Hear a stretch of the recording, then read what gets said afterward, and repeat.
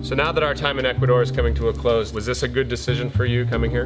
I'm glad we took the detour. I'm glad we didn't hurry over the Pacific from Panama to the Marquesas like everybody else. The sailing has been great, and this inland trip that we've been on for the last 2 weeks now has been pretty cool. Has brought us to some pretty insane places. The Crater Lake, renting the motorcycles, all that was really cool. I know we have lots of stuff to do. Have to get the boat ready for a long passage and all that. But before we can leave here, there's one last thing that I want to do. Me too. Climb Chimborazo. Visit the Amazon. You told me that you wanted to climb the mountain with me. I never would say anything like that. Get in touch with your inner mountain goat. Not after the Kilotoa experience, Ooh, no way. That was bad, yeah. So I guess we're splitting up, yeah? Looks like it. Good luck in the Amazon with all the mosquitoes and foraging for food. Try not to get eaten by anything. Well, good luck on a mountain with your snow. That's pretty much all there is up there.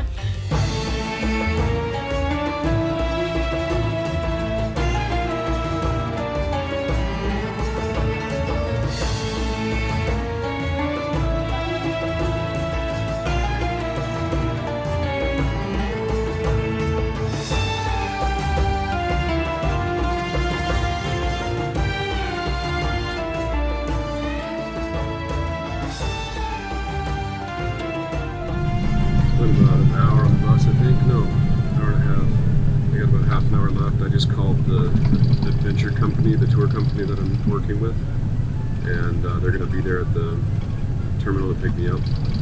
Really pretty country. I'm super excited. We're going to meet John, the owner of Andean Adventures. He owns all the refuges, the 2 refuges on Chimborazo, so he said I could stay there up there 2 nights if I wanted to.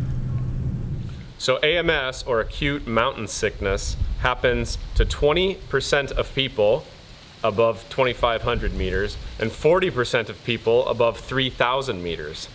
This base camp is 4,000 meters. I'm trying to stay up there for 1 night to acclimatize and then the next night climb the mountain. Think it's gonna work? All right, I'm here with John Paredes. He's the owner of Andean Adventures and super cool guy, giving me everything I need. You see everything back here. Top quality gear, and dinner's waiting for me at the refuge, so I gotta run. I took 3 different buses, and now I'm 22 hours into the journey and about ready to get there. The landscape changed so much from where I went, and it's super hot, but not as humid as I would have expected it, so but at least I'm not in snow right now. So I had an absolutely horrible night's sleep, if you call it sleep. I laid in bed and turned with a headache for 12 hours. I went to bed at 7, and I actually got to sleep at 7 this morning. Slept for 2.5 hours. Now I'm just waiting until tonight. We're gonna leave at 11 p.m. tonight. So hopefully the altitude sickness goes away a little bit. I'm gonna try walking a little bit. I still haven't seen this mountain. I'm gonna climb it, and I haven't even seen it yet. Yeah, according to the pictures, it's pretty. All right, it's about 12:30. I feel way better now. That kicked my ass, dude. I've never had altitude sickness, and that sucks. What's weird is it didn't happen when I first got up here. It happened when I went to bed. So I guess your respiratory pattern changes. Right about 7 o'clock when I went to bed, I had a headache from hell that lasted until 7 this morning, even 8. I got a little bit of sleep from like then till 9:30, 10. Went down and had breakfast, I came back up here and passed out again. And I just woke up and I feel way better. No more headache. I actually feel strong, I feel like I can breathe. So that was definitely good to spend 2 days up here acclimatizing. That really sounds like fun, Jamie. In the meantime, I made it to the Yachana Lodge in the middle of the jungle. I was given a pair of rubber boots and a mission. Me and my guide Alfonso were supposed to go around the whole property of the lodge and visit the neighboring farmers to gather all the ingredients for tonight's dinner. We started with the most important part of it, the dessert. So here we have cacao. This is where chocolate comes from. What we do is we cut it like this, like that. Here you have the cacao beans.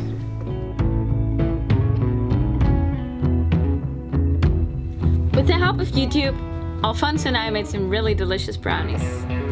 We even added a special ingredient, that made them invisible. Next, the main course. With the help of a paddle grinder, we turned a whole top of corn into mash.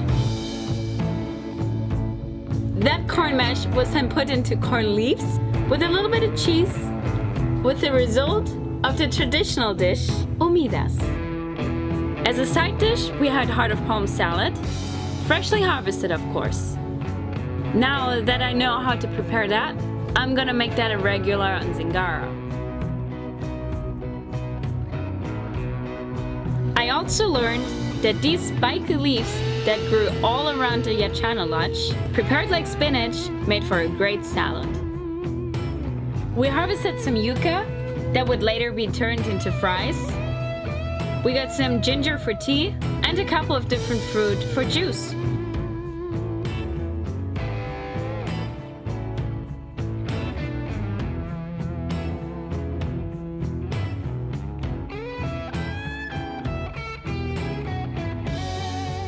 This fruit you probably won't recognize, but you may know his red cousin, the dragon fruit. The pitahaya, the smaller and yellow version of it, is sweeter and more tasty.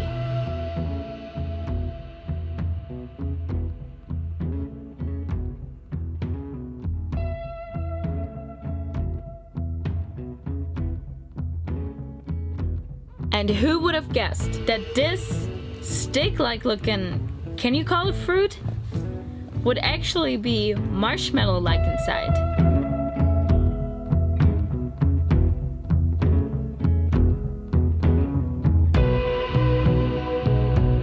By the time we decided to go home, we had collected a variety of fruit and vegetables, way more than the cook had asked for.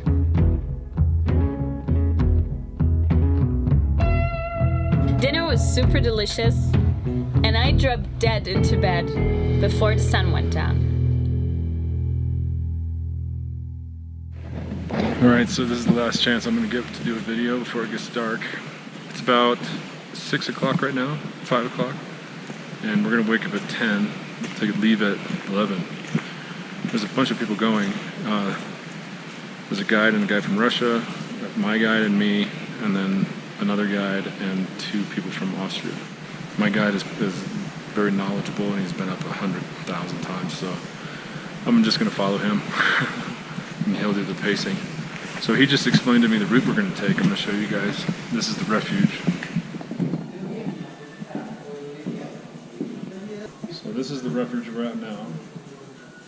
We're going to go up to the other refuge, take a break for 10 minutes, and then we're going to go up here. And we're going to take a break right here, put on crampons, and then this is rock climbing right here. We're going to do about 100 feet of rock climbing vertical, and then we're going to get here. And this is where it's going to get into the glacier and really tough. And this is like 45 degrees. He said there was a really steep grade about here. And then this is the first summit, and then you go down, and that's the second summit. This is actually the higher summit. When you get to the top, you have to just check the conditions and see if you're willing to go on. But it's only another 45 minutes or so, or an hour, to get to the other summit. So, wish me luck. So have you guys ever had something that you just felt like you had to do?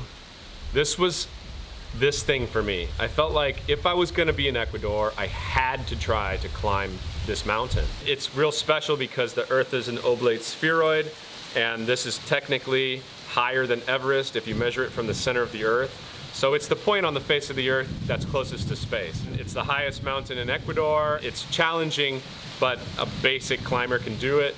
And I don't have any climbing experience, so all in all, it was irresistible. First stop, the Whimper Lodge, 5,000 feet. Doing good. Ready to rock. Putting crampons on.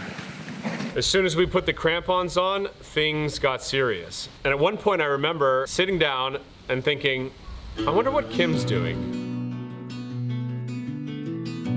I'm not only interested in the flora and fauna of the Amazon, but also how people live here. Visiting the healer was a trip. He cleansed us with leaves that grew in the Amazon. They were to take the bad energy out of us, and they turned black where they touched us. Also, my guide Alfonso had a bad flu since I arrived already, so the healer boiled up like a special mixture of herbs and tobacco and put it up his nose. It hurt like hell and he was not having a good time. Worth it though, because the flu was gone the next day. Next thing I knew, I was introduced into the discipline of blow piping. We were practicing on a papaya, but the real deal for the real hunters, they would dip the tips of the arrows in poison from a frog skin so that the animal hit with that dart would be paralyzed. I was quite a natural in that, and I didn't miss the papaya once. But the next discipline I had my trouble with.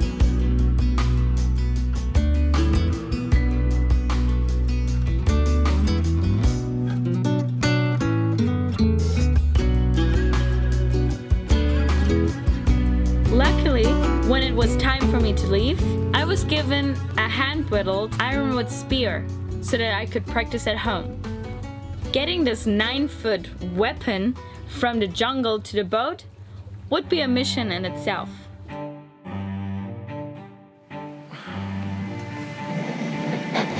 I have severe altitude sickness. That's why I was collapsing on the way up. It took us forever to get down. I just stop every 20 steps or something. Oh, it hurts so bad. I've never had a headache like this. Oh, fuck. Oh, it's so bad. And then walking downhill exacerbates it.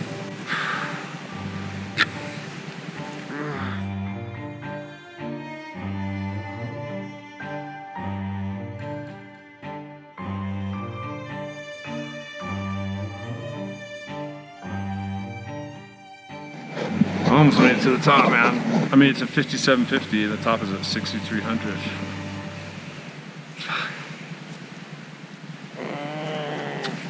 It was a good decision to turn back though. I'm gonna die up there. There's a little rock climbing part. He had to rappel me down because I couldn't. My balance is a little messed up. Oh, God.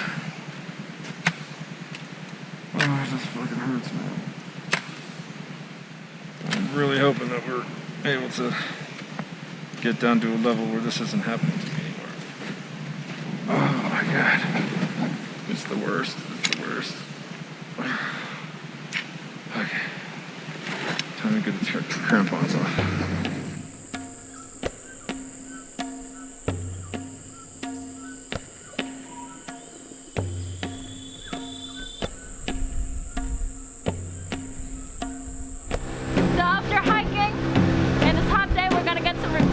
While we're gonna go tubing on the Napa River. On the Napa River.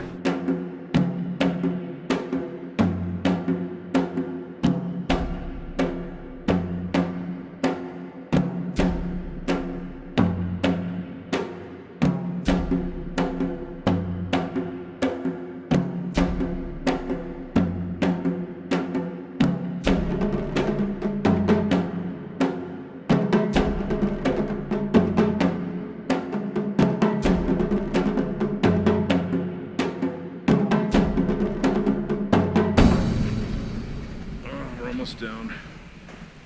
I've never had a headache this bad in my life. Oh, it fucking hurts, man. Oh.